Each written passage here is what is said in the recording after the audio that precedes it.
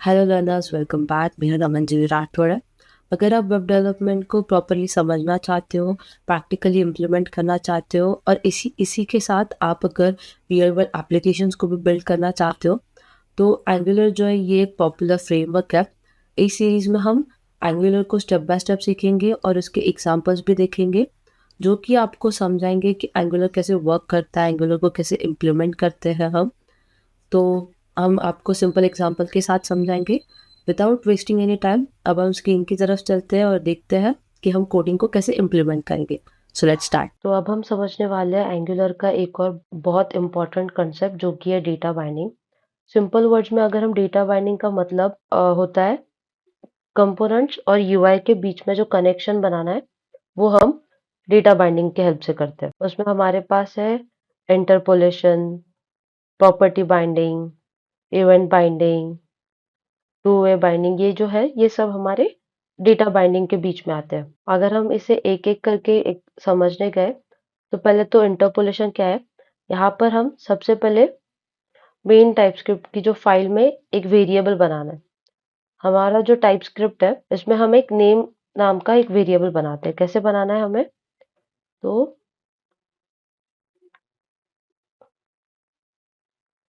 Just a second.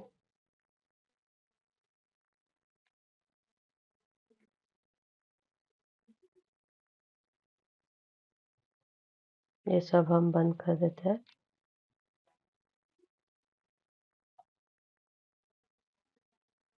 Okay, तो हमारा ये जो एक्सपोर्ट क्लास ऐप है, इसमें हमें एक वेरिएबल बनाना है जो कि है नेम, और उसकी वैल्यू क्या रहेगी, तो उसकी वैल्यू रहेगी हमारी अंजलि।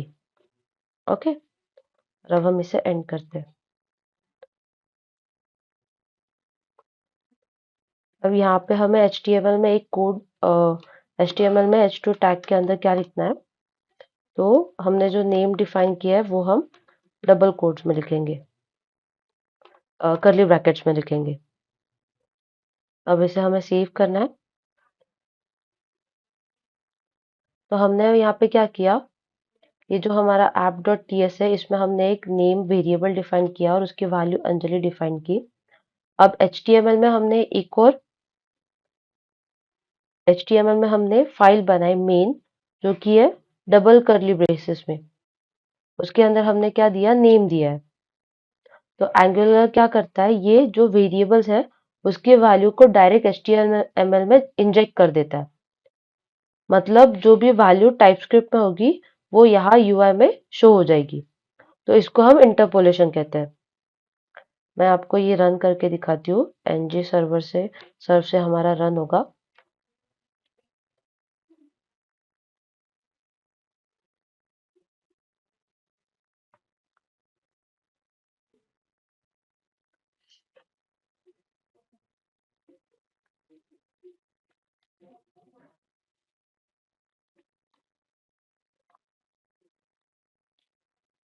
तो ये हमारा कंट्रोल प्लस एंटर से हमारा लोकल होस्ट ओपन हो जाएगा। तो यहाँ पे सी, हमने जो अंजलि वैल्यू डिफाइन की थी वो हमें शो हो रही है। तो ये हमारा क्या हो गया, इंटरपोलेशन हो गया। अब हम क्या देखते हैं, प्रॉपर्टी बाइंडिंग देखते हैं। तो प्रॉपर्टी बाइंडिंग में हमें क्या करना है,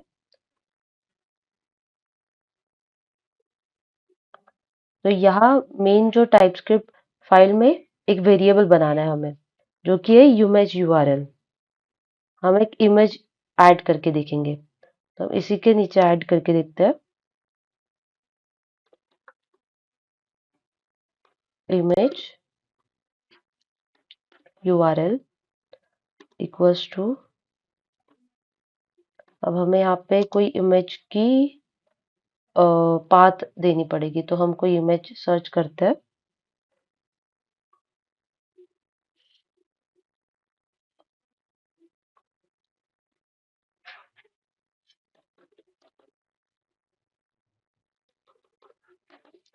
नोटबुक देखते हैं हम।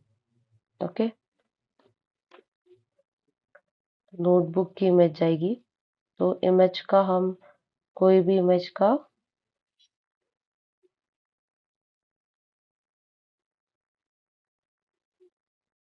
कॉपी इमेज एड्रेस, और यहाँ पे हम क्या करते हैं, इसे पेस्ट कर देते हैं।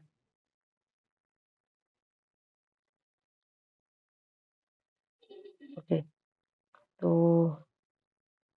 और अब हमें इसे एंड भी तो करना है, तो हम इसे एंड करते हैं। ओके, इसके बाद क्या है, हमारा जो HTML में है, HTML में हमें यहाँ पे इमेज टैग ऐड करना पड़ेगा, इमेज, एंड देन हमारा स्क्वायर ब्रैकेट में जाएगा src,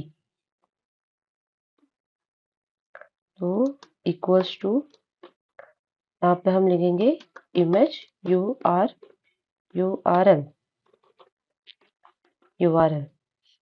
ओके, एंड देन हम इसे एंड कर देते हैं। तो अब हम देखते हैं हमारा जो सी, यहाँ पे हमारी जो इमेज है वो ऐड हो गई है। तो ऐसे आपको ऐड करना है। तो मैं आपको समझाती हूँ हमने यहाँ पे किया क्या है। तो यहाँ पे मैंने टाइपस्क्रिप्ट में फाइल के अंदर यहाँ पे इमेज ऐड किया है, इमेज URL करके हमने यहाँ पे पाथ ऐड किया है, जिसमें हमने पहले तो हमने एक बनाया क्या है, वेरिएबल बनाया, जो हमने इमेज URL जो है ये हमारा वेरिएबल है, उसमें हमने उसकी पाथ ऐड की, किसकी, तो इमेज की, नोटबुक की। तो HTML में हमने फिर क्या किया, HTML में हमने बनाया इमेज टैग, और उसके SRC एट्रीब्यूट को स्क्वायर ब्रैकेट्स में लिख के हमने क्या किया, SRC लिखा है स्क्वायर ब्रैकेट्स में। तो इसका मतलब है कि ये SRC प्रॉपर्टी डायनामिकली सेट है, मतलब हमारी जो SRC प्रॉपर्टी है वो डायनामिकली सेट हो रही है, और जो वैल्यू हम दे रहे हैं वो जो है वो आ रही है हमारी टाइपस्क्रिप्ट से, जो कि है इमेज URL। तो इसको हम प्रॉपर्टी बाइंडिंग कहते हैं। हमने क्या किया, यहाँ पे बाइंड किया है। एक और हम देखते हैं इवेंट बाइंडिंग। तो इवेंट बाइंडिंग के लिए हमें क्या करना है, इवेंट बाइंडिंग के लिए हम क्या करेंगे, शो मैसेज का लिखेंगे। हम यहाँ पे करेंगे शो मैसेज, और हमारा सर्कल ब्रैकेट्स,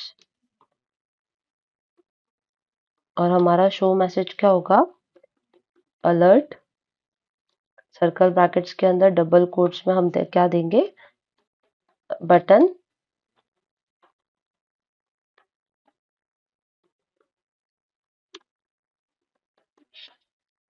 क्लिक्ड। ओके,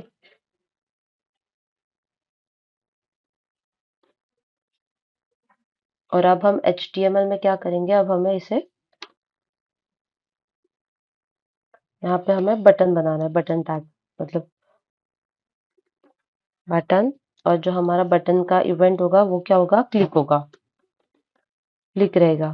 तो क्लिक इक्वल्स टू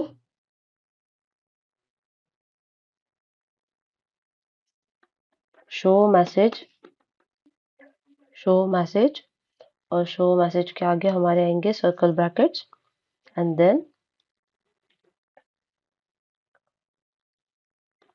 यहाँ पे हम लिखेंगे क्लिक मी। ओके, अब हमारा जो रन हुआ है वो देखेंगे। सी, यहाँ पे एक क्लिक मी आया, और क्लिक मी पे मैंने क्लिक किया तो हमारा जो है पॉपअप मैसेज आया कि बटन क्लिक हुआ है। तो ये कैसे हुआ, तो हमने टाइपस्क्रिप्ट में क्या किया है, एक फंक्शन बनाया है, जिसका नाम हमने क्या रखा है, शो मैसेज।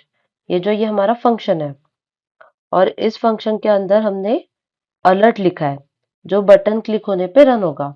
सी, हमने यहाँ पे अलर्ट लिखा है, तो ये हमारा बटन क्लिक होने पे होगा। और हमने HTML में क्या किया है, तो HTML में एक बटन बनाया, और उसमें हमने लिखा है क्लिक, जो कि है क्लिक लिखा है, जो कि ये हमारा इवेंट है। तो इवेंट यूज किया है हमने क्लिक का, और जब यूजर बटन पर क्लिक करेगा तब ये शो मैसेज शो होगा, मतलब शो मैसेज का फंक्शन कॉल होगा। तो इसे हम क्या कहते हैं, इवेंट बाइंडिंग कहते हैं। अब हमारा क्या है, टू वे बाइंडिंग। तो टू वे बाइंडिंग में क्या रहेगा, हम टाइपस्क्रिप्ट के अंदर ही यूजर नेम लिखते हैं, यूजर नेम इक्वल्स टू, और HTML में हम देते हैं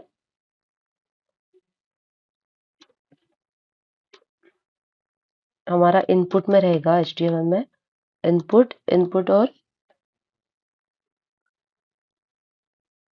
स्क्वायर ब्रैकेट, और स्क्वायर ब्रैकेट के अंदर हमारा सर्कल ब्रेसेस जाएंगे, तो हम क्या देंगे ng मॉडल।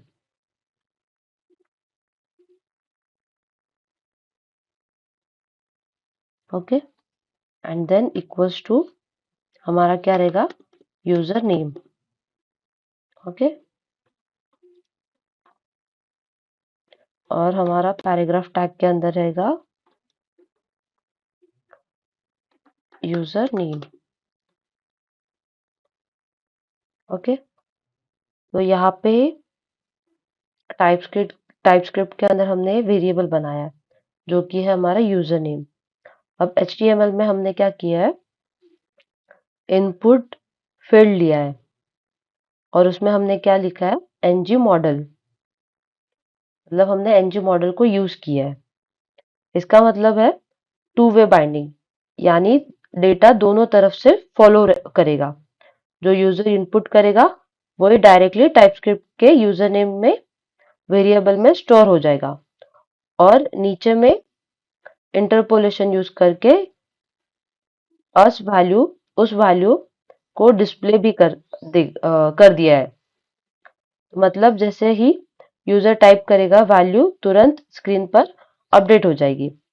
तो इसको हम टू वे बाइंडिंग कहते हैं। तो अभी हम आउटपुट देखते हैं।